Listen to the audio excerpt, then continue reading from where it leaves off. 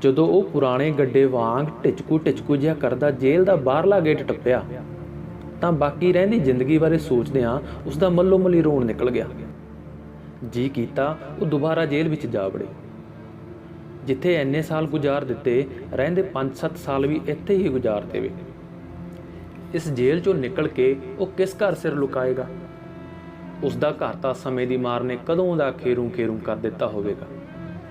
ਹੋ ਸਕਦਾ ਹੈ ਕਿਸੇ ਧਨਾੜ ਨੇ ਹਿੱਕ ਦੇ ਜ਼ੋਰ ਨਾਲ ਦੱਬ ਹੀ ਲਿਆ ਹੋਵੇ। ਉਸ ਦਾ ਤਾਂ ਦੁੱਖ ਸੁੱਖ ਸੁਣਨ ਵਾਲਾ ਆਪਣਾ ਪਰਿਵਾਰ ਵੀ ਨਹੀਂ ਹੈ। ਹੁਣ ਤਾਂ ਉਹ ਇਕੱਲਾ ਹੈ, ਰੋਹੀ 'ਚ ਖੜੇ ਇਕੱਲੇ ਜੰਡ ਵਾਂਗ, ਜਿਸ ਤੋਂ ਲੋਕ ਵੀ ਭੈ ਮੰਨ ਕੇ ਪਾਸਾ ਵੱਟ ਕੇ ਲੰਘਦੇ ਹਨ। ਫਿਰ ਹੁਣ ਉਹ ਕਿਸ ਮੋਹ ਦਾ ਮਾਰਿਆ ਜੇਲੋਂ ਨਿਕਲ ਕੇ ਪਿੰਡ ਨੂੰ ਤੁਰ ਪਿਆ ਹੈ। ਪਿੰਡ ਜਾ ਕੇ ਪਾਉਣ ਵਾਲੇ ਕੁੱਤੇ ਵਾਂਗ ਥਾਂ ਖੱਲਾਂ ਖੂੰਜੀਆਂ 'ਚ ਲੁਕਣ ਨਾਲੋਂ ਤਾਂ ਉਹ ਜੇਲ੍ਹ 'ਚ ਬੈਠਾ ਹੀ ਚੰਗਾ ਸੀ। ਪਰ ਜੇਲ੍ਹ ਵਾਲੇ ਵੀ ਹੁਣ ਉਸਨੂੰ ਕਿਉਂ ਰੱਖਣਗੇ? ਸਜ਼ਾ ਤਾਂ ਪੂਰੀ ਹੋ ਚੁੱਕੀ ਹੈ। ਜੇਲ੍ਹ 'ਚ ਹੋਰ ਸਮਾਂ ਗੁਜ਼ਾਰਨ ਲਈ ਕੋਈ ਨੇਕ ਕੰਮ ਹੋਰ ਕਰਨਾ ਪਵੇਗਾ। ਹਾਂ, ਉਸਨੇ ਨੇਕ ਕੰਮ ਹੀ ਤਾਂ ਕੀਤਾ ਸੀ, ਜਿਸ ਦੀ ਉਸਨੂੰ 20 ਸਾਲੀ ਭੁਗਤਣੀ ਪੈ ਗਈ ਸੀ। ਉਹ ਮਜ਼ਦੂਰ ਦੇ ਘਰ ਜਨਮਿਆ ਜਵੰਦਰੂ ਮਜ਼ਦੂਰ ਸੀ। ਚਾਹੇ ਉਸਦੇ ਬਾਪੂ ਨੇ ਮਨ 'ਚ ਕਈ ਭੁਲੇਖੇ ਪਾਲ ਕੇ ਸਕੂਲ ਭੇਜਿਆ ਸੀ ਕਿ ਸ਼ਾਇਦ ਮੇਰਾ ਮੁੰਡਾ ਪੜ੍ਹ ਲਿਖ ਕੇ ਕੋਈ ਛੋਟਾ ਮੋਟਾ ਨੌਕਰ ਹੀ ਬਣ ਜਾਵੇਗਾ, ਘਰ ਦੀ ਖੁਸ਼ਕੀ ਚੁੱਕੀ ਜਾਵੇਗੀ, ਪਰਿਵਾਰ ਨੂੰ ਚੱਜ ਨਾਲ ਰੋਟੀ ਜੁੜਦੀ ਹੋ ਜਾਵੇਗੀ। ਪਰ ਪਹਿਲੇ ਦਿਨ ਹੀ ਗੰਜੇ ਮਾਸਟਰ ਨੇ "ਤੂੰ ਤਾਂ ਜਮਾਂਦਰੂ ਸੀਰੀ ਲੱਗਦਾ ਓਏ" ਕਹਿ ਕੇ ਉਸਦੇ ਮਜ਼ਦੂਰ ਹੋਣ ਦੀ ਪੱਕੀ ਮੋਹਰ ਹੀ ਲਾ ਦਿੱਤੀ ਸੀ। ਉਸ ਦਾ ਸਕੂਲ ਆਉਣ ਦਾ ਚਾਅ ਮਾਸਟਰ ਦੇ ਵਾਕ ਸੁਣ ਕੇ ਪਰਾਲੀ ਦੀ ਅੱਗ ਵਾਂਗ ਪਹਿਲੇ ਦਿਨ ਹੀ ਠੰਡਾ ਹੋ ਗਿਆ ਸੀ। ਉਸ ਦਾ ਜੀ ਤਾਂ ਕੀਤਾ ਸੀ ਕਿ ਉਹ ਮਾਸਟਰ ਦੇ ਮਤੀਰੇ ਵਰਗੇ ਸਿਰ ਵਿੱਚ ਦੰਦੀ ਵੱਢ ਲਵੇ, ਪਰ ਮਾਸਟਰ ਦੀਆਂ ਵੇਰ ਵਰਗੀਆਂ ਗੋਲ ਅੱਖਾਂ ਦੀ ਘੂਰੀ ਤੋਂ ਉਹ ਤ੍ਰਹਿ ਗਿਆ ਸੀ। ਅਗਲੇ ਦਿਨ ਬਾਪੂ ਦੇ ਲੱਖ ਯਤਨ ਕਰਨ ਤੇ ਵੀ ਉਹ ਸਕੂਲ ਨਹੀਂ ਸੀ ਆਇਆ।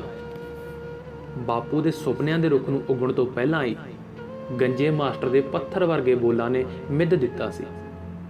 ਹਰਖਿਆ ਬਾਪੂ ਉਸ ਦਿਨ ਹੀ ਆਪਣੇ ਸੁਪਨਿਆਂ ਨੂੰ ਲਾਂਬੂਲਾ ਉਸਨੂੰ ਕਿਸੇ ਦੀਆਂ ਮੱਝਾਂ ਪਿੱਛੇ ਲਾ ਆਇਆ ਸੀ। "ਵੇ ਭਾਈ ਹੋਟ, ਦੇਖ ਕੇ ਤੁਰ।" ਉਸਦੀ ਆਪਣੀ ਜ਼ਿੰਦਗੀ ਵਾਂਗ ਉਖੜੇ ਪੈਰ ਪਤਾ ਨਹੀਂ ਕਿੱਧਰ ਹਲੂਣਾ ਦੇ ਗਏ ਸਨ ਤੇ ਉਹ ਅੱਡੇ ਵੜਦਿਆਂ ਕਿਸੇ ਗੁੱਡੀ ਵਿੱਚ ਵੱਜਦਾ ਮਸਾਂ ਬਚਿਆ ਸੀ। ਅੱਡੇ ਆ ਕੇ ਉਸਨੂੰ ਪਿਸ਼ਾਬ ਦੀ ਹਾਜਤ ਹੋਈ ਤਾਂ ਉਹ ਮਰਦਾਨਾ ਟਾਇਲਟ ਵਿੱਚ ਜਾ ਵੜਿਆ। ਜਦੋਂ ਪਿਸ਼ਾਬ ਕਰਕੇ ਬਾਹਰ ਟੂਟੀ ਤੇ ਹੱਥ ਧੋਣ ਲੱਗਿਆ ਤਾਂ ਉਸਦੀ ਨਜ਼ਰ ਸਾਹਮਣੇ ਲੱਗੇ ਸ਼ੀਸ਼ੇ ਵਿੱਚ ਪੈ ਗਈ। ਸਾਰੀ ਦਾੜੀ ਵਗਲੇ ਵਾਂਗ ਚਿੱਟੀ ਹੋ ਗਈ ਸੀ। ਚਿਹਰੇ ਤੇ ਬੁਢਾਪੇ ਦੀਆਂ ਝੁਰੜੀਆਂ ਡੂੰਘੀਆਂ ਹੋ ਕੇ ਪੱਕ ਗਈਆਂ ਸਨ। ਗੱਲਾਂ ਹਵਾ ਨਿਕਲੇ ਟਾਇਰਾਂ ਵਾਂਗ ਪਿਚਕ ਗਈਆਂ ਸਨ। ਅੱਖਾਂ ਦੀਆਂ ਪੁਤਲੀਆਂ ਦਾ ਮਾਸ ਢਲ ਕੇ ਭਲੇਫਣਾ ਤੱਕ ਆ ਗਿਆ ਸੀ। ਹੁਣ ਤਾਂ ਉਸਦੀ ਸ਼ਕਲ ਸ਼ੋਕੇ ਮਾਰੇ ਦਰਖਤ ਵਰਗੀ ਹੋ ਗਈ ਹੈ, ਜਿਸ ਤੋਂ ਸਾਰੀ ਹਰਿਆਵਲ ਝੜ ਗਈ ਹੋਵੇ। ਉਸਨੂੰ ਯਾਦ ਹੈ ਜਦੋਂ ਜੇਲ੍ਹ ਗਿਆ ਸੀ, ਪੂਰੇ 50 ਸਾਲਾਂ ਦਾ ਸੀ। 50 ਦਾ ਹੋਣ ਤੇ ਵੀ ਉਸਦਾ ਸਰੀਰ 20-25 ਸਾਲਾਂ ਦੇ ਨੌਜਵਾਨ ਵਾਂਗ ਗਠਿਆ ਹੋਇਆ ਸੀ। ਪਰ ਹੁਣ ਤਾਂ ਉਸਦੀਆਂ ਦੋਵੇਂ ਕੁੜੀਆਂ ਵੀ ਬੁਢਾਪੇ ਵੱਲ ਸਰਕ ਗਈਆਂ ਹੋਣਗੀਆਂ। ਇੱਕ ਤਾਂ ਉਸਦੇ ਜੇਲ੍ਹ ਜਾਣ ਤੋਂ ਪਹਿਲਾਂ ਹੀ ਵਿਆਹ ਦਿੱਤੀ ਸੀ, ਦੂਸਰੀ ਅਜੇ ਮੰਗੀ ਹੋਈ ਸੀ। ਹੁਣ ਤਾਂ ਉਹ ਵੀ ਉਸ ਨਾਮ ਵਾਲੀ ਬਸ ਪੁੱਛ ਕੇ ਸ਼ੀਸ਼ੇ ਕੋਲ ਆ ਬੈਠਿਆ। ਸਿਰ ਤੋਂ ਮੈਲਾ ਪਰਨਾ ਲਾ ਕੇ ਮੂੰਹ ਪੁੰਝਿਆ, ਮੁੜਕੇ ਨਾਲ ਭਿੱਜੇ ਪਿੰਡੇ ਨੂੰ ਝੱਲ ਮਾਰੀ ਤੇ ਫਿਰ ਸਿਰ ਤੇ ਬਿਨਾਂ ਤਰਤੀਬ ਜਿਹਾ ਲਵੇਟ ਲਿਆ। ਉਸਦੀ ਪਿਛਲੀ ਹੋਈ ਬੀਤੀ ਨੇ ਫਿਰ ਉਸਦੇ ਦਿਮਾਗ ਦਾ ਦਰਵਾਜ਼ਾ ਆ ਖੜਕਾਇਆ। ਜਦੋਂ ਉਸ ਵਿੱਚੋਂ ਜਵਾਨੀ ਦਾ ਜੋਸ਼ ਘਟਣ ਲੱਗਿਆ ਤਾਂ ਜੱਟਾਂ ਨੇ ਮੌਲੇ ਬਲਦ ਵਾਂਗ ਉਸਦੇ ਕੋਲੋਂ ਪੰਜਾਲੀ ਲਾ ਦਿੱਤੀ ਸੀ। ਹੁਣ ਉਹ ਪਾਲੀ, ਨੌਕਰ, ਸੀਰੀ ਤੱਕ ਦਾ ਸਫ਼ਰ ਕਰਦਾ ਫਿਰ ਥੱਲੇ ਦਿਹਾੜੀ ਤੱਕ ਸਰਕਾਇਆ ਸੀ। ਪਿੰਡ ਵਿੱਚ ਉਸਦੀ ਦਿਹਾੜੀ ਘੱਟ ਹੀ ਲੱਗਦੀ। ਲੋਕ ਮੁੰਡਿਆਂ ਖੁੰਡਿਆਂ ਨੂੰ ਪਹਿਲ ਦਿੰਦੇ। ਉਸਦੀ ਵਾਰੀ ਤਾਂ ਕੰਮ ਦੇ ਪੂਰੇ ਜ਼ੋਰ ਵਿੱਚ ਹੀ ਆਉਂਦੀ। ਇਸ ਤਰ੍ਹਾਂ ਕਦੇ ਦਿਹਾੜੀ ਲੱਗਣ ਕਰਕੇ ਘਰ ਦੇ ਜੀ ਕੁੱਤਿਆਂ ਨਾਲ ਲੱਕਦੇ ਫਿਰਦੇ ਰਹਿੰਦੇ, ਖਾਣ ਨੂੰ ਪੂਰੀ ਰੋਟੀ ਨਾ ਜੁੜਦੀ। ਫਿਰ ਪਿੰਡ ਦੇ ਹੀ ਕਿਸੇ ਬੰਦੇ ਨੇ ਰਹਿਮ ਖਾ ਕੇ ਉਸਨੂੰ ਸ਼ਹਿਰ ਸੈਲਰ ਵਿੱਚ 1500 ਰੁਪਏ ਮਹੀਨੇ ਤੇ ਰਾਤ ਦੀ ਚੌਕੀਦਾਰੀ ਤੇ ਲਗਵਾ ਦਿੱਤਾ ਸੀ। ਉਸਨੇ ਕਬੀਲਦਾਰੀ ਫਿਰ ਘੜੀਸ ਲਈ ਸੀ। ਉਹ ਸ਼ਾਮ ਨੂੰ 4 ਵਜੇ ਆਪਣੇ ਵਰਗੇ ਹੀ ਪੁਰਾਣੇ ਸਾਈਕਲ ਦੇ ਹੈਂਡਲ ਨਾਲ ਰੋਟੀਆਂ ਬੰਨ੍ਹ ਕੇ ਤੁਰ ਪੈਂਦਾ ਤੇ ਸਵੇਰੇ 5 ਵਜੇ ਬਹੀਆਂ ਵਿੱਚੋਂ ਦੀ ਟੁੱਟੇ ਸਾਈਕਲ ਨਾਲ ਖੜ ਕਰਦਾ ਘਰ ਆ ਵੜਦਾ। "ਹਾਂ ਬਈ, ਟਿਕਟ।" ਉਹ ਕੰਡਕਟਰ ਦੀ ਆਵਾਜ਼ ਨਾਲ ਉੱਬੜ ਵਾਹਿਆਂ ਵਾਂਗ ਉੱਠਿਆ। "ਹੈਂ? ਹਾਂ, ਸੁਨਾਮ ਦੀ ਦੇ ਦੇ ਇੱਕ।" ਉਸਨੂੰ ਯਾਦਾਂ ਦੇ ਸਮੁੰਦਰ 'ਚ ਗੋਤੇ ਖਾਂਦੇ ਨੂੰ ਪਤਾ ਹੀ ਨਹੀਂ ਲੱਗਿਆ ਸੀ ਕਿ ਕਦੋਂ ਬੱਸ ਸਟੈਂਡ ਵਿੱਚੋਂ ਤੁਰੀ ਤੇ ਕਦੋਂ ਸ਼ਹਿਰ ਦੀਆਂ ਭੀੜ ਭੜੱਕੇ ਵਾਲੀਆਂ ਸੜਕਾਂ ਲਤਾੜਦੀ ਬਾਹਰਲੇ ਚੌਂਕ ਤੇ ਆ ਗਈ ਸੀ। ਉਸਨੇ ਆਪਣੇ ਗੀਜੇ ਵਿੱਚੋਂ ਮੁੜਕੇ ਨਾਲ ਭਿੱਜੇ ਰੁਪਈਏ ਕੱਢ ਕੇ ਕੰਡਕਟਰ ਵੱਲ ਕਰ ਦਿੱਤੇ। ਕੰਡਕਟਰ ਨੇ ਨੱਕ ਜਿਹਾ ਮਾਰ ਕੇ ਰੁਪਈਏ ਫੜ ਕੇ ਝੋਲੇ ਵਿੱਚ ਤੁੰਨ ਲਏ ਤੇ ਉਸ ਨੂੰ ਸੁਨਾਮ ਦੀ ਟਿਕਟ ਦੇ ਦਿੱਤੀ। ਉਹ ਟਿਕਟ ਲੈਣ ਦੇ ਭਾਰ ਤੋਂ ਹੌਲਾ ਜਿਹਾ ਹੋ ਕੇ ਸ਼ੀਸ਼ੇ ਦੇ ਨੇੜੇ ਹੋ ਕੇ ਬੈਠ ਗਿਆ। ਬਾਹਰੋਂ ਆਉਂਦੀ ਹਵਾ ਮੁੜਕੇ ਨਾਲ ਭਿੱਜੇ ਕੁੜਤੇ ਵਿੱਚੋਂ ਲੰਘਦੀ ਉਸਦੇ ਸਰੀਰ ਨੂੰ ਸਕੂਨ ਦੇ ਰਹੀ ਸੀ। ਜੇਲ੍ਹ ਵਿੱਚੋਂ ਨਿਕਲ ਕੇ ਅੱਜ ਪਹਿਲੀ ਵਾਰ ਉਸਨੇ ਖੁੱਲ੍ਹੀ ਹਵਾ ਦਾ ਆਨੰਦ ਮਾਣਿਆ ਸੀ। ਉਸਨੇ ਸ਼ੀਸ਼ੇ ਵਿੱਚੋਂ ਬਾਹਰ ਤੱਕਿਆ। ਸਾਰੀ ਝੋਨੇ ਦੀ ਫਸਲ ਨੇ ਬੂਝਾ ਮਾਰ ਲਿਆ ਸੀ। ਸੁੰਨੇ ਅਸਮਾਨ ਵਿੱਚ ਕੋਈ ਟਾਵਾਂ ਪੰਛੀ ਉੱਡਿਆ ਫਿਰਦਾ ਨਜ਼ਰੀ ਪੈਂਦਾ ਸੀ। ਉਸਨੂੰ ਲੱਗਿਆ ਜਿਵੇਂ ਉਹ ਵੀ ਇਹਨਾਂ ਪੰਛੀਆਂ ਵਾਂਗ ਸੁੰਨੀ ਜਿਹੀ ਦੁਨੀਆ ਵਿੱਚ ਭਟਕਦਾ ਫਿਰਦਾ ਹੈ। ਵਰੋਲੇ 'ਚ ਫਸੇ ਲਿਫਾਫੇ ਵਾਂਗ ਸਮੇਂ ਦੀ ਹਵਾ ਪਤਾ ਨਹੀਂ ਉਸਨੂੰ ਅਜੇ ਕਿੱਧਰ ਘੁਮੇਰੀਆਂ ਖਵਾਏਗੀ। ਉਹ ਸਿਰ ਝਟਕਦਾ ਹੈ। ਕਿਤੇ ਕੋਈ ਕਿਸਾਨ ਰੇਹ ਸੁੱਟਦਾ ਤੇ ਕਿਤੇ ਕੋਈ ਕੱਖ ਕੱਢਦਾ ਫਿਰ ਰਿਹਾ ਹੈ। ਉਦੋਂ ਵੀ ਸ਼ਾਇਦ ਇਹੀ ਰੁੱਤ ਸੀ। ਉਹ ਸੋਚਦਾ ਹੈ, ਫਿਰ ਆਪਣਾ ਅੰਦਾਜ਼ਾ ਆਪ ਹੀ ਬਦਲ ਦਿੰਦਾ ਹੈ। ਉਹ ਸੱਚ, ਇਹ ਕਦੋਂ? ਉਦੋਂ ਤਾਂ ਸਿਆਲ ਸੀ, ਚੜ੍ਹਦਾ ਸਿਆਲ। ਮੇਰੇ ਲੋਈ ਦੀ ਬੁੱਕਲ ਮਾਰੀ ਹੋਈ ਸੀ। ਉਹ ਫਿਰ ਆਪਣੀ ਉਸ ਦਿਨ ਦੀ ਝਾਕੀ ਵਿੱਚ ਗੁਆਚ ਜਾਂਦਾ ਹੈ। ਉਸ ਦਿਨ ਉਹ ਸ਼ੈਲਰ ਵਿੱਚ ਰਾਤ ਦੀ ਚੌਕੀਦਾਰੀ ਕਰਕੇ ਸਵੇਰੇ 4 ਵਜੇ ਪਿੰਡ ਨੂੰ ਤੁਰ ਪਿਆ ਸੀ। ਚਾਹੇ ਸਿਆਲ ਪੂਰੇ ਜੋਬਨ ਤੇ ਨਹੀਂ ਸੀ, ਫਿਰ ਵੀ ਸਵੇਰ ਦਾ ਸਮਾਂ ਹੋਣ ਕਰਕੇ ਠੰਡ ਕੱਪੜਿਆਂ ਵਿੱਚੋਂ ਪਾਰ ਹੁੰਦੀ ਅੰਗ ਸੁੰਨ ਕਰ ਰਹੀ ਸੀ। ਅਜੇ ਉਹ ਆਪਣੀ ਅੱਧੋ ਰਾਣੀ ਲੋਈ ਨੂੰ ਵਾਰ-ਵਾਰ ਠੀਕ ਕਰਦਾ ਸਟੇਸ਼ਨ ਲੰਘ ਕੇ ਸ਼ਹਿਰ ਦੇ ਵਿੱਚੋਂ ਵਿੱਚ ਉਸਦੇ ਪਿੰਡ ਨੂੰ ਜਾਂਦੀ ਸੜਕ ਪਿਆ ਹੀ ਸੀ ਕਿ ਉਸਦੇ ਸਾਈਕਲ ਦਾ ਟਾਇਰ ਕਾਲੇ ਬੈਗ ਨਾਲ ਟਕਰਾ ਗਿਆ। 4 ਵਾਲਾ ਡੱਬਾ ਜੇ ਹੁਣੇ ਲੰਘ ਕੇ ਗਿਆ ਸੀ। ਉਸਨੇ ਸੋਚਿਆ ਕੋਈ ਗੱਡੀਆਂ ਉਤਰਿਆ ਬੈਗ ਰੱਖ ਕੇ ਪਿਸ਼ਾਬ ਕਰਨ ਲਈ ਇੱਧਰ ਉੱਧਰ ਹੋ ਗਿਆ ਹੋਵੇਗਾ। ਉਸਨੇ ਹਨੇਰੇ ਵਿੱਚ ਇੱਧਰ ਉੱਧਰ ਪੜਤਾਲੀਆਂ ਨਜ਼ਰਾਂ ਫੇਰੀਆਂ, ਪਰ ਕਿਤੇ ਕੋਈ ਨਜ਼ਰ ਨਾ ਆਇਆ। ਜਦ ਉਸਨੇ ਚੁਗਲੀਆਂ ਸੁਣਨ ਵਾਂਗ ਆਪਣੇ ਕੰਨਾਂ ਦੀ ਸਿਸਤ ਬੰਨ੍ਹ ਲਈ ਤਾਂ ਅਚਾਨਕ ਕਈ ਬੰਦਿਆਂ ਦੇ ਬੋਲਣ ਤੇ ਇੱਕ ਔਰਤ ਦੇ ਰੋਣ ਦੀ ਮੱਧਮ ਜਿਹੀ ਆਵਾਜ਼ ਉਸਦੇ ਕੰਨੀ ਪੈ ਗਈ। ਉਸਨੇ ਅੰਦਾਜ਼ਾ ਲਾਇਆ, ਆਵਾਜ਼ ਪੁਰਾਣੇ ਡਾਕਖਾਨੇ ਵੱਲੋਂ ਆ ਰਹੀ ਸੀ। ਪਹਿਲਾਂ ਤਾਂ ਉਹ ਇਹ ਆਵਾਜ਼ਾਂ ਸੁਣ ਕੇ ਠਠੰਬਰ ਗਿਆ, ਫਿਰ ਦਿਲ ਕਰੜਾ ਜਿਹਾ ਕਰਕੇ ਆਪਣੇ ਸਾਈਕਲ ਸਮੇਤ ਉਧਰ ਨੂੰ ਹੀ ਤੁਰ ਪਿਆ। ਡਾਕਖਾਨੇ ਦੀ ਕੰਧ ਉੱਪਰ ਦੀ ਜਦ ਉਸਨੇ ਅੰਦਰ ਝਾਤੀ ਮਾਰੀ ਤਾਂ ਉਹ ਡਰ ਗਿਆ। ਹੈਰਾਨੀ ਅਤੇ ਗੁੱਸੇ ਨਾਲ ਅੰਦਰ ਤੱਕ ਕੰਬ ਗਿਆ। ਡਾਕਖਾਨੇ ਦੇ ਵਿਹੜੇ ਵਿੱਚ ਅਲਫ ਨੰਗੀ ਕੁੜੀ ਨੂੰ 3 ਵਗਿਆਣਾ ਵਰਗੇ ਮੁੰਡੇ ਚਿੰਬੜ ਰਹੇ ਸਨ। ਕੁੜੀ ਬਾਜ਼ ਦੇ ਪੰਜਿਆਂ 'ਚ ਆਈ ਚਿੜੀ ਵਾਂਗ ਛਟਪਟਾ ਰਹੀ ਸੀ। ਉਸਨੂੰ ਉਹ ਕੁੜੀ ਆਪਣੀ ਹੀ ਧੀ ਵਰਗੀ ਲੱਗੀ। ਇਹ ਦ੍ਰਿਸ਼ ਵੇਖ ਕੇ ਉਸਦੀਆਂ ਅੱਖਾਂ ਵਿੱਚੋਂ ਸੇਕ ਮਾਰਨ ਲੱਗ ਪਿਆ। ਕ੍ਰੋਧ ਦੀ ਲਾਟ ਸਾਰੇ ਸਰੀਰ ਨੂੰ ਕਰੰਟ ਵਾਂਗ ਸਾੜਦੀ ਨਿਕਲ ਗਈ। ਉਹ ਜਲਦੀ ਨਾਲ ਸਾਈਕਲ ਸੁੱਟ ਕੇ ਡਾਕਖਾਨੇ ਦੀ ਕੰਧ ਟੱਪ ਗਿਆ। ਸ਼ਰਾਬ ਨਾਲ ਧੁੱਤ ਹੋਏ 3 ਮੁੰਡਿਆਂ ਨੂੰ ਚਿਚੜਾ ਵਾਂਗ ਤੋੜ ਪਰਾਂ ਸੁੱਟਦਾ ਉਹ ਜ਼ੋਰ ਦੀ ਰੌਲਾ ਪਾਉਣ ਲੱਗ ਪਿਆ ਤਾਂ ਕਿ ਕੋਈ ਆਵਾਜ਼ ਸੁਣ ਕੇ ਉਸਦੀ ਮਦਦ ਲਈ ਆ ਸਕੇ। 3 ਮੁੰਡੇ ਡਰਦੇ ਭੱਜ ਗਏ। ਅਜੇ ਉਹ ਕੁਝ ਕਦਮ ਭੱਜੇ ਹੀ ਸੀ ਕਿ ਅਚਾਨਕ 3 ਰੁਕ ਗਏ। ਉਹਨਾਂ ਵਿੱਚੋਂ ਇੱਕ ਕਾਲੀ ਕਹਿ ਰਿਹਾ ਸੀ, ਸਾਲੀ ਆਪਣੇ ਵਿਰੁੱਧ ਗਵਾਹੀ ਦੇ ਕੇ 3 ਨੂੰ ਫਸਾਊਗੀ, ਪਰਾਂ ਫਾਸਤਾ ਵੱਢ, ਇਸ ਦੇ ਗਾਲੀ ਪਾ ਦੇਵਾਂਗੇ ਵੱਡੇ ਹਮਦਰਦੀ ਦੇ। ਫਿਰ ਉਹ 3 ਉਹਨਾਂ ਵੱਲ ਨੂੰ ਪੁੱਠੇ ਭੱਜ ਲਏ। ਅੱਗੇ ਆ ਰਹੇ ਮੁੰਡੇ ਦੇ ਹੱਥ ਵਿੱਚ ਕਿਰਚ ਲਿਸ਼ਕ ਰਹੀ ਸੀ। ਆਪਣੇ ਵੱਲ ਮੁੰਡਿਆਂ ਨੂੰ ਇਸ ਤਰ੍ਹਾਂ ਭੱਜੇ ਆਉਂਦਿਆਂ ਵੇਖ ਕੇ ਉਸਦੇ ਅੰਦਰ ਡਰ ਦਾ ਭੁਚਾਲ ਜਿਹਾ ਆ ਗਿਆ। ਅਜੇ ਉਹ ਇਸ ਸਥਿਤੀ ਦਾ ਟਾਕਰਾ ਕਰਨ ਲਈ ਕੁਝ ਸੋਚ ਹੀ ਰਿਹਾ ਸੀ ਕਿ ਮੂਹਰੇ ਆਉਂਦਾ ਮੁੰਡਾ ਅੰਨ੍ਹੇਵਾਹ ਕੁੜੀ ਤੇ ਵਾਰ ਕਰਨ ਲੱਗ ਪਿਆ। ਗੁੱਸੇ ਦਾ ਗੁਬਾਰ ਜੇਠੂ ਦੇ ਸਿਰ ਨੂੰ ਚੜ੍ਹ ਗਿਆ। ਪਤਾ ਨਹੀਂ ਉਸ ਵਿੱਚ ਇੰਨੀ ਤਾਕਤ ਕਿੱਥੋਂ ਆ ਗਈ। ਜੇਠੂ ਨੇ ਉਸਨੂੰ ਧੌੜੋਂ ਫੜ ਕੇ ਬੋਰੀ ਵਾਂਗ ਪਟਕਾ ਮਾਰਿਆ ਤੇ ਉਸਦੇ ਹੱਥੋਂ ਕਿਰਚ ਖੋ ਕੇ ਦੂਸਰੇ ਮੁੰਡਿਆਂ ਦੇ ਛਡਾਉਂਦੇ ਹੀ ਤੇਜ਼ੀ ਨਾਲ ਕਈ ਵਾਰ ਉਸਦੇ ਚਿਹਰੇ ਅਤੇ ਗਰਦਨ ਤੇ ਕਰ ਦਿੱਤੇ। ਫਿਰ ਉਹ ਗੁੱਸੇ 'ਚ ਲਾਲ ਹੋਇਆ ਉਹਨਾਂ ਮੁੰਡਿਆਂ ਵੱਲ ਉਲਰਿਆ। ਉਹ ਡਰ ਨਾਲ ਭੈਭੀਤ ਹੋਏ ਦੌੜ ਗਏ। ਜ਼ਖਮੀ ਮੁੰਡਾ ਕੁੱਕੜ ਦੀ ਗਰਦਨ ਮਰੋੜਨ ਵਾਂਗ ਪੈਰ ਜਿਹੇ ਮਲਦਾ ਪਲਾਂ ਵਿੱਚ ਠੰਡਾ ਹੋ ਗਿਆ। ਜੇਠੂ ਦੀ ਸੁਰਤ ਨੇ ਹਲੂਣਾ ਖਾਧਾ। ਉਹ ਕੁੜੀ ਨੂੰ ਚੁੱਕ ਕੇ ਨੇੜਲੇ ਪ੍ਰਾਈਵੇਟ ਹਸਪਤਾਲ ਵੱਲ ਦੌੜਿਆ। ਹਸਪਤਾਲ ਵਾਲਿਆਂ ਨੇ ਕੁੜੀ ਦੀ ਹਾਲਤ ਅਤੇ ਉਸਨੂੰ ਸ਼ੱਕੀ ਨਜ਼ਰਾਂ ਨਾਲ ਗੰਜੇ ਮਾਸਟਰ ਵਾਂਗ ਅਜੀਬ ਜਿਹਾ ਵੇਖਦਿਆਂ ਜਵਾਬ ਦੇ ਦਿੱਤਾ। ਲੋਈ ਪਾਟਣ ਲੱਗੀ ਸੀ। ਵੱਡੇ ਸ਼ਹਿਰਾਂ ਵਿੱਚ ਕੰਮ ਧੰਦੇ ਜਾਣ ਵਾਲੇ ਅਤੇ ਸੈਰ ਕਰਨ ਲਈ ਨਿਕਲੇ ਇੱਕਾ ਦੁੱਕਾ ਬੰਦੇ ਤੀਵੀਆਂ ਉਸਨੂੰ ਟੱਕਰਨ ਲੱਗ ਪਏ ਸਨ। ਹੁਣ ਉਸਨੇ ਆਪਣੀ ਭੱਜ ਨੱਠ ਵੀ ਛੱਡ ਦਿੱਤੀ ਸੀ। ਕੁੜੀ ਹਰਕਤ ਕਰਨੋਂ ਹਟ ਗਈ ਸੀ। ਉਹ ਉਸਦੇ ਹੱਥਾਂ ਵਿੱਚ ਹੀ ਮਿੱਟੀ ਬਣ ਕੇ ਠਰ ਗਈ। ਹੁਣ ਉਹ ਸੱਸੋ ਪੰਜ ਵਿੱਚ ਪੈ ਗਿਆ ਸੀ ਕਿ ਉਹ ਹੁਣ ਕੁੜੀ ਦਾ ਕੀ ਕਰੇ, ਕਿਸੇ ਨੂੰ ਕੀ ਦੱਸੇ। ਫਿਰ ਫਿਰ ਉਹ ਮਰੂ ਜਿਹੇ ਕਦਮ ਪੁੱਟਦਾ ਉਧਰ ਨੂੰ ਹੀ ਤੁਰ ਪਿਆ ਜਿੱਥੇ ਕੁੜੀ ਦਾ ਬੈਗ ਪਿਆ ਸੀ ਤੇ ਉਹ ਆਪਣਾ ਸਾਈਕਲ ਛੱਡ ਕੇ ਆਇਆ ਸੀ।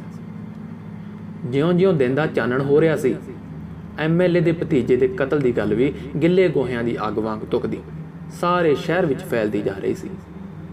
ਜਦੋਂ ਉਹ ਡਾਕਖਾਨੇ ਵੱਲ ਜਾ ਰਿਹਾ ਸੀ ਤਾਂ ਉਸਨੇ ਵੇਖਿਆ ਸਾਹਮਣੇ ਡਾਕਖਾਨੇ ਕੋਲ ਸੜਕ ਤੇ ਲੋਕਾਂ ਦਾ ਹਜੂਮ ਉਂਗਲਾਂ ਦੇ ਇਸ਼ਾਰੇ ਕਰ ਕਰ ਉਸ ਵੱਲ ਵੇਖਣ ਲੱਗ ਪਿਆ। ਲੋਕਾਂ ਨੂੰ ਆਪਣੇ ਵੱਲ ਇਸ ਤਰ੍ਹਾਂ ਵੇਖਦਿਆਂ ਪਹਿਲਾਂ ਤਾਂ ਉਸਦਾ ਦਿਲ ਕੀਤਾ ਕਿ ਉਹ ਕੁੜੀ ਨੂੰ ਉੱਥੇ ਹੀ ਸੁੱਟ ਕੇ ਦੌੜ ਜਾਵੇ, ਪਰ ਉਹ ਆਪਣੇ ਅੰਦਰਲੇ ਵਿਸ਼ਵਾਸ ਦਾ ਬੱਝਿਆ ਉਧਰ ਨੂੰ ਹੀ ਤੁਰ ਪਿਆ। ਜਦੋਂ ਪੁਲਿਸ ਵਾਲਿਆਂ ਨੂੰ ਪਤਾ ਲੱਗਿਆ ਤਾਂ ਉਹਨਾਂ ਨੇ ਭੱਜ ਕੇ ਉਸਦੇ ਆਲੇ ਦੁਆਲੇ ਬੰਦੂਕਾਂ ਤਾਣ ਲਈਆਂ, ਜਿਵੇਂ ਕੋਈ ਖਤਰਨਾਕ ਦਹਿਸ਼ਤਗਰਦ ਘੇਰੇ ਵਿੱਚ ਲੈ ਲਿਆ ਹੋਵੇ। ਜੇਠੂ ਨੂੰ ਬਾਹਾਂ ਉੱਪਰ ਕਰਨ ਦਾ ਹੁਕਮ ਹੋਇਆ ਤਾਂ ਉਸਨੇ ਹੈਰਾਨੀ ਜਿਹੀ ਨਾਲ ਸਾਰੇ ਇਕੱਠ ਵੱਲ ਵੇਖਦਿਆਂ ਕੁੜੀ ਨੂੰ ਹੇਠਾਂ ਰੱਖ ਕੇ ਬਾਹਾਂ ਉੱਪਰ ਕਰ ਲਈਆਂ। ਕੁੜੀ ਦਾ ਪਿਤਾ ਅਤੇ ਭਾਈ ਪੁਲਿਸ ਵਾਲਿਆਂ ਦੇ ਰੋਕਦੇ ਧਾਹਾਂ ਮਾਰਦੇ ਕੁੜੀ ਉੱਪਰ ਜਾ ਡਿੱਗੇ। ਪ੍ਰੀਤ ਦੇ ਮਾਤਾ-ਪਿਤਾ ਉਸ ਦੀ 5 ਵਜੇ ਤੱਕ ਉਡੀਕ ਕਰਦੇ ਰਹੇ ਸੀ। ਪ੍ਰੀਤ ਪਟਿਆਲੇ ਯੂਨੀਵਰਸਿਟੀ ਵਿੱਚ ਪੜ੍ਹਦੀ ਸੀ ਤੇ ਕੱਲ੍ਹ ਯੂਨੀਵਰਸਿਟੀ ਵੱਲੋਂ ਜਲੰਧਰ ਕਿਸੇ ਫੰਕਸ਼ਨ ਤੇ ਗਈ ਸੀ। ਘਰ ਉਸਨੇ ਦੱਸ ਦਿੱਤਾ ਸੀ ਕਿ ਉਹ 4 ਵਾਲੀ ਟ੍ਰੇਨ ਆਵੇਗੀ। ਹੁਣ ਜਦੋਂ 5 ਵਜੇ ਤੱਕ ਉਡੀਕ ਕਰਦੇ ਰਹੇ ਸੀ ਅਤੇ ਉਸਦਾ ਮੋਬਾਈਲ ਵੀ ਕਿਸੇ ਨਹੀਂ ਚੁੱਕਿਆ ਸੀ ਤਾਂ ਸਾਰੇ ਟੱਬਰ ਨੂੰ ਹੱਥਾਂ ਪੈਰਾਂ ਦੀ ਪੈ ਗਈ ਸੀ। ਉਸਦਾ ਭਰਾ ਤੇ ਪਿਤਾ ਉਸ ਨੂੰ ਸਟੇਸ਼ਨ ਵੱਲ ਵੇਖਣ ਆ ਗਏ ਸਨ। ਚਲੋ ਬਈ ਭਵਾਨੀਗੜ੍ਹ, ਕੰਡਕਟਰ ਨੇ ਸਵਾਰੀਆਂ ਨੂੰ ਚੁਕੰਨਾ ਕੀਤਾ। ਬੱਸ ਕੁਝ ਦੇਰ ਲਈ ਅੱਡੇ ਵਿੱਚ ਰੁਕੀ, ਸਵਾਰੀਆਂ ਉਤਰੀਆਂ ਚੜ੍ਹੀਆਂ। ਕੰਡਕਟਰ ਦੀ ਵਿਸਲ ਨਾਲ ਬੱਸ ਫਿਰ ਤੁਰ ਪਈ। ਨਾਲ ਹੀ ਉਸ ਨਾਲ ਹੋਈ ਬੀਤੀ ਦੀ ਕਹਾਣੀ ਵੀ ਅੱਗੇ ਤੁਰ ਪਈ। ਉਸ ਨੂੰ ਅਜੇ ਵੀ ਪੱਕਾ ਯਾਦ ਹੈ ਜਦੋਂ ਪੁਲਿਸ ਉਸ ਨੂੰ ਫੜ ਕੇ ਥਾਣੇ ਲੈ ਗਈ ਸੀ ਅਤੇ ਲਾਸ਼ਾਂ ਪੋਸਟਮਾਰਟਮ ਲਈ ਭੇਜ ਦਿੱਤੀਆਂ ਸਨ। ਜੇਠੂ ਨੇ ਅਦਾਲਤ ਵਿੱਚ ਸੱਚਾਈ ਦੱਸਣ ਦੀ ਬਥੇਰੀ ਕੋਸ਼ਿਸ਼ ਕੀਤੀ, ਪਰ ਪੈਸੇ ਅਤੇ ਤਾਕਤ ਨੇ ਉਸ ਦੀ ਸੱਚਾਈ ਨੂੰ ਝੂਠ ਵਿੱਚ ਬਦਲ ਦਿੱਤਾ ਸੀ। ਅਸਲ ਸੱਚ ਤਾਂ ਉਸਦੇ ਵਿਰੋਧੀ ਵਕੀਲ ਨੇ ਬੋਲਿਆ ਸੀ। ਆਖੇ ਮੁਜਰਮ ਰਾਤ ਦੀ ਡਿਊਟੀ ਕਰਕੇ ਸਾਈਕਲ ਤੇ ਪਿੰਡ ਨੂੰ ਜਾ ਰਿਹਾ ਸੀ। ਜਦੋਂ ਮੁਜਰਮ ਨੇ ਇਕੱਲੀ ਕੁੜੀ ਵੇਖੀ ਤਾਂ ਉਸਦੀ ਨੀਅਤ ਮੈਲੀ ਹੋ ਗਈ। ਮੌਕੇ ਦਾ ਫਾਇਦਾ ਉਠਾ ਕੇ ਉਸ ਨੂੰ ਧੂ ਕੇ ਡਾਕਖਾਨੇ ਲੈ ਗਿਆ। ਫਿਰ ਕੁੜੀ ਨਾਲ ਮੂੰਹ ਕਾਲਾ ਕੀਤਾ। ਜਦ ਇਹ ਕੁੜੀ ਨਾਲ ਬਲਾਤਕਾਰ ਕਰ ਰਿਹਾ ਸੀ ਤਾਂ ਸੈਰ ਕਰਨ ਗਏ ਗੁਰਨਾਮ ਸਿੰਘ ਐਮਐਲਏ ਸਾਹਿਬ ਦੇ ਮ੍ਰਿਤਕ ਭਤੀਜੇ ਚਮਕੌਰ ਸਿੰਘ ਅਤੇ ਉਸਦੇ ਸਾਥੀਆਂ ਨੇ ਕੁੜੀ ਦੀਆਂ ਸਿਸਕੀਆਂ ਸੁਣੀਆਂ।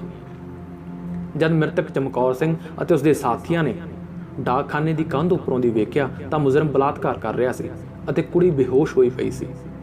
ਚਮਕੌਰ ਹੋਰਾਂ ਨੇ ਛਡਾਉਣ ਦੀ ਕੋਸ਼ਿਸ਼ ਕੀਤੀ ਤਾਂ ਮੁਜਰਮ ਨੇ ਅੰਨ੍ਹੇਵਾਹ ਚਮਕੌਰ ਦੀ ਗਰਦਨ ਉੱਪਰ ਵਾਰ ਕਰ ਦਿੱਤੇ, ਜਿਸ ਨਾਲ ਚਮਕੌਰ ਸਿੰਘ ਦੀ ਮੌਕੇ ਤੇ ਹੀ ਮੌਤ ਹੋ ਗਈ ਅਤੇ ਇਸ ਦੇ ਸਾਥੀ ਡਰਦੇ ਭੱਜ ਗਏ। ਬਾਅਦ ਵਿੱਚ ਇਸ ਨੇ ਉਸੇ ਕਿਰਚ ਨਾਲ ਕੁੜੀ ਦਾ ਕਤਲ ਕਰ ਦਿੱਤਾ।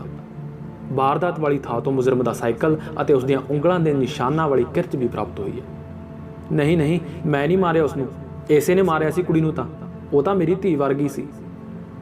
ਜੇਠੂ ਦੇ ਸੱਚੇ ਬੋਲ ਤਾਂ ਕਿਸੇ ਦੇ ਕੰਨੋਂ ਉਤਰੇ ਹੀ ਨਹੀਂ। ਹਨੇਰੇ ਦੇ ਸੱਚ ਨੂੰ ਕਿਸ ਨੇ ਵੇਖਿਆ ਸੀ? ਅਸਲ ਸੱਚ ਤਾਂ ਪੈਸੇ ਅਤੇ ਤਾਕਤ ਅੱਗੇ ਬੌਣਾ ਹੋ ਗਿਆ ਸੀ। ਅਖੀਰ ਅਣਹੋਣੀ ਨੇ ਉਸ ਨੂੰ 20 ਸਾਲ ਲਈ ਜੇਲ੍ਹ ਡੱਕ ਦਿੱਤਾ ਸੀ। ਕਿਵੇਂ ਉਸਨੇ 20 ਸਾਲ ਜੇਲ੍ਹ ਵਿੱਚ ਕੱਟੇ, ਹਰ ਪਲ ਉਸ ਦੀਆਂ ਅੱਖਾਂ ਅੱਗੇ ਘੁੰਮਦਾ ਰਿਹਾ। ਉਸ ਨੂੰ ਜੇਲ੍ਹ ਵਿੱਚ ਵੀ ਆਪਣੀ ਘਰਵਾਲੀ ਦੇ ਮਿਲਣਾਈ ਤੋਂ ਪਤਾ ਲੱਗਿਆ ਸੀ ਕਿ ਉਸ ਦੀ ਮੰਗੀ ਹੋਈ ਧੀ ਦੇ ਸਹੁਰੇ ਰਿਸ਼ਤਾ ਛੱਡਣ ਨੂੰ ਫਿਰਦੇ ਸੀ। ਫਿਰ ਕਿਵੇਂ ਉਸ ਦੀ ਘਰਵਾਲੀ ਨੇ ਰਿਸ਼ਤੇਦਾਰ ਇਕੱਠੇ ਕਰਕੇ ਤਰਲੇ ਮਿੰਨਤਾਂ ਕਰਕੇ ਪੈਰ ਚੁੰਨੀ ਧਰ ਕੇ ਕੁੜੀ ਵਿਆਹ ਕੇ ਤੋਰੀ ਸੀ। ਕੁੜੀ ਦੇ ਵਿਆਹ ਵੇਲੇ ਉਸ ਨੂੰ ਛੁੱਟੀ ਵੀ ਮਿਲ ਸਕਦੀ ਸੀ, ਪਰ ਉਸਨੇ ਲਈ ਨਹੀਂ ਸੀ। ਉਸ ਦਾ ਛੁੱਟੀ ਲੈਣ ਨੂੰ ਅੰਦਰੋਂ ਦਿਲ ਵੀ ਬੜਾ ਕਰਦਾ ਸੀ ਕਿ ਉਹ ਪਿੰਡ ਜਾਵੇ, ਆਪਣੀ ਧੀ ਨੂੰ ਮਿਲੇ, ਉਮਰ ਦੇ ਆਖਰੀ ਪੜਾਅ 'ਤੇ ਖੜੀ ਪਤਨੀ ਨੂੰ ਮਿਲੇ। ਫਿਰ ਉਸ ਨੂੰ ਮਹਿਸੂਸ ਹੁੰਦਾ ਜਿਵੇਂ ਉਹ ਪਿੰਡ ਚਲਿਆ ਗਿਆ ਹੋਵੇ। ਲੋਕ ਉਸ ਨੂੰ ਘੇਰ ਕਹਿ ਰਹੇ ਹੋਣ, ਬਲਾਤਕਾਰੀ, ਕਾਤਲ। ਮਨ ਚਲੇ ਉਸ ਨੂੰ ਸੁਣਾ ਕਹਿ ਰਹੇ ਹੋਣ, ਭੈਣ ਮਰਵਾਉਣ 20 ਸਾਲ, ਕੇਰਾਂ ਸੁਰਗਾਂ ਦਾ ਝੂਟਾ ਲੈ ਲਿਆ ਜਾਤ ਨੇ। ਉਸ ਨੂੰ ਲੱਗਦਾ ਜਿਵੇਂ ਉਹ ਕਿੰਨੀਆਂ ਹੀ ਘਿਰਣਾਮਈ ਸੂਲਾਂ ਵਰਗੀਆਂ ਨਜ਼ਰਾਂ ਵਿਚਕਾਰ ਪਿੰਡ ਦੇ ਚੁਰਾਹੇ 'ਚ ਮੇਲੇ ਵਿੱਚ ਗੁਆਚੀ ਗਾਂ ਵਾਂਗ ਡੌਰ ਭੌਰ ਹੋਇਆ ਖੜਾ ਹੈ। ਕਦੇ ਉਸ ਨੂੰ ਦਿਸਦਾ ਜਿਵੇਂ ਲੋਕ ਉਸ ਤੋਂ ਦੂਰ ਦੌੜ ਰਹੇ ਹੋਣ, ਜਿਵੇਂ ਉਸ ਨੂੰ ਪਲੇਗ ਪੈ ਗਈ ਹੋਵੇ ਜਾਂ ਉਸ ਵਿੱਚੋਂ ਬਲਾਤਕਾਰ ਦੀ ਮੁਸ਼ਕ ਮਾਰਦੀ ਹੋਵੇ।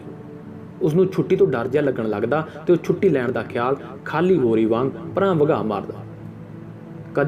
ਕਦੇ ਉਸ ਨੂੰ ਇਹ ਵੀ ਮਹਿਸੂਸ ਹੋਣ ਲੱਗਦਾ ਜਿਵੇਂ ਉਹ ਸੱਚਮੁੱਚ ਹੀ ਬਲਾਤਕਾਰੀ ਹੋਵੇ। ਉਸ ਦਾ ਦਿਮਾਗੀ ਸੰਤੁਲਨ ਵਿਗੜਨ ਲੱਗ ਗਿਆ ਸੀ। ਉਸ ਨੂੰ ਗੰਜਾ ਮਾਸਟਰ ਯਾਦ ਆਉਂਦਾ ਮੰਤਰੀ ਦਾ ਭਤੀਜਾ ਯਾਦ ਆਉਂਦਾ ਤੇ ਗੰਜਾ ਵਕੀਲ ਭੰਗੜਾ ਪਾਉਣ ਵਾਂਗ ਉਸ ਵੱਲ ਬਾਹਾਂ ਮਾਰ-ਮਾਰ ਉਸ ਨੂੰ ਝੂਠਾ ਸਾਬਤ ਕਰਦਾ।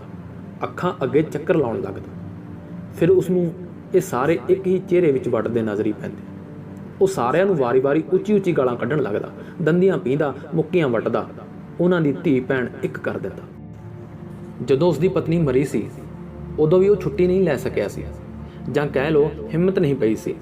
ਉਹ ਫਿਰ ਚਲੋ ਵੀ ਸੁਨਾਮ ਵਾਲੇ, ਕੰਡਕਟਰ ਨੇ ਆਵਾਜ਼ ਮਾਰੀ ਤਾਂ ਉਸ ਦੀਆਂ ਯਾਦਾਂ ਦੀ ਤਾਰ ਵੀ ਟੁੱਟ ਗਈ। ਉਹ ਸੁਨਾਮ ਅੱਡੇ ਵਿੱਚ ਉਤਰਿਆ। ਕਿੰਨਾ ਕੁਝ ਬਦਲ ਗਿਆ ਸੀ ਉਸ ਦੇ ਗਏ ਬਾਅਦ। ਹੁਣ ਤਾਂ ਸ਼ਾਇਦ ਲੋਕ ਵੀ ਉਸ ਨੂੰ ਨਾ ਪਹਿਚਾਣ ਸਕਣ। ਉਸਨੇ ਅੱਡਾ ਇੰਚਾਰਜ ਤੋਂ ਪਤਾ ਕੀਤਾ। ਉਸ ਦੇ ਪਿੰਡ ਨੂੰ ਜਾਣ ਵਾਲੀ ਅਖੀਰੀ ਬੱਸ 10 ਮਿੰਟ ਪਹਿਲਾਂ ਹੀ ਲੰਘੀ ਸੀ। ਸੂਰਜ ਕਦੋਂ ਦਾ ਸ਼ਹਿਰ ਤੋਂ ਹੇਠਾਂ ਲੈ ਗਿਆ ਸੀ। ਸ਼ਾਮ ਦਾ ਹਨੇਰਾ ਬਿੱਲੀ ਦੇ ਕਬੂਤਰ ਫੜਨ ਵਾਂਗ ਸ਼ਹਿ ਕੇ ਅੱਗੇ ਵਧ ਰਿਹਾ ਸੀ। ਉਹ ਕੋਈ ਹੋਰ ਸਾਧਨ ਉਡੀਕਣ ਦੀ ਬਜਾਏ ਪੈਦਲ ਹੀ ਪਿੰਡ ਨੂੰ ਚੱਲ ਪਿਆ। ਅੱਜ ਕਿੰਨੇ ਸਾਲਾਂ ਬਾਅਦ ਉਹ ਇਸ ਸੜਕ ਤੋਂ ਲੰਘ ਰਿਹਾ ਸੀ ਜਿੱਥੋਂ ਉਸ ਨੂੰ 20 ਸਾਲਾਂ ਲਈ ਜੇਲ੍ਹ ਡੱਕ ਦਿੱਤਾ ਸੀ। ਜਦੋਂ ਉਹ ਸ਼ਹਿਰ ਦੀ ਬਾਹਰਲੀ ਫਿਰਨੀ ਤੇ ਆਇਆ ਤਾਂ ਉਸਨੇ ਵੇਖਿਆ ਪਾਣੀ ਵਾਲਾ ਟੋਭਾ ਭਰ ਕੇ ਉਸ ਦੀ ਥਾਂ ਰੋਜ਼ ਗਾਰਡਨ ਬਣਾਇਆ ਪਿਆ ਸੀ। ਗਾਰਡਨ ਦੇ ਗੇਟ ਦੇ ਇੱਕ ਪਾਸੇ ਕਿਸੇ ਦਾ ਬੁੱਤ ਲੱਗਿਆ ਹੋਇਆ ਸੀ। ਉਸਨੇ ਆਲਿਆਂ ਵਰਗੀਆਂ ਅੱਖਾਂ ਉੱਪਰ ਕੰਬਦੇ ਹੱਥਾਂ ਦਾ ਛੱਪਰ ਜਿਹਾ ਬਣਾ ਕੇ ਵੇਖਿਆ। ਬੁੱਤ ਵੱਲ ਧਿਆਨ ਨਾਲ ਵੇਖਦਿਆਂ ਬੰਦੇ ਦਾ ਪਰਛਾਵਾਂ ਤਾਂ ਦਿਸ ਗਿਆ, ਪਰ ਉਸਦੇ ਨੈਣ ਨਕਸ਼ ਤਾਂ ਉਸਦੀ ਆਪਣੀ ਨਜ਼ਰ ਵਾਂਗ ਹੀ ਕਿਧਰੇ ਗੁਆਚ ਜੇ ਗਏ। ਬੁੱਤ ਹੇਠ ਲਿਖੇ ਕਾਲੇ ਅੱਖਰ ਪੜ੍ਹਨ ਦੀ ਵੀ ਉਸਨੇ ਅਸਫਲ ਕੋਸ਼ਿਸ਼ ਕੀਤੀ। ਉਸ ਨੂੰ ਇਹ ਸਾਰੇ ਕਾਲੇ ਅੱਖਰ ਗੰਜੇ ਮਾਸਟਰ ਦੇ ਸਿਰ ਤੇ ਅਚਨਚੇਤੀ ਉੱਗੇ ਵਾਲਾਂ ਵਾਂਗ ਲੱਗੇ। ਫਿਰ ਉਹ ਅੱਖਰ ਪੜ੍ਹਨ ਦਾ ਖਿਆਲ ਛੱਡ ਟੂਟੀਆਂ ਤੋਂ ਪਾਣੀ ਪੀ ਕੇ 2 ਘੜੀ ਦਮ ਮਾਰਨ ਲਈ ਟੂਟੀਆਂ ਕੋਲ ਬਣੀ ਚੌਂਕੜੀ ਉੱਤੇ ਹੀ ਬੈਠ ਗਿਆ। ਕਾਕੇ ਉਰੇ ਹੋਈ ਮਾੜਾ ਜਿਹਾ। ਉਸਨੇ ਗੇਟੋਂ ਗੁਜ਼ਰਦੇ ਇੱਕ ਮੁੰਡੇ ਨੂੰ ਆਵਾਜ਼ ਮਾਰ ਲਈ। ਆਹ ਕਦੋਂ ਬਣਿਆ ਭਲਾ? ਪਹਿਲਾਂ ਤਾਂ ਹੈ ਨਹੀਂ ਸੀ ਉਰੇ। ਉਸਨੇ ਨੇੜੇ ਆਏ ਮੁੰਡੇ ਨੂੰ ਪਾਰਕ ਵੱਲ ਹੱਥ ਕਰਦਿਆਂ ਉਂਝ ਹੀ ਪੁੱਛ ਲਿਆ। 4-5 ਸਾਲ ਹੋ ਗਏ ਜੀ ਕੰਪਲੀਟ ਹੋਏ ਨੂੰ। ਅੱਛਾ। ਜੇਠੂ ਨੇ ਸਮਝ ਵਿੱਚ ਉੱਪਰ ਹੇਠ ਸਿਰ ਹਿਲਾਇਆ ਤੇ ਫਿਰ ਅੱਗੇ ਪੁੱਛਿਆ, ਤੇ ਆਹ ਬੁੱਤ ਭਲਾ ਕਿਹਦਾ ਲਾਇਆ?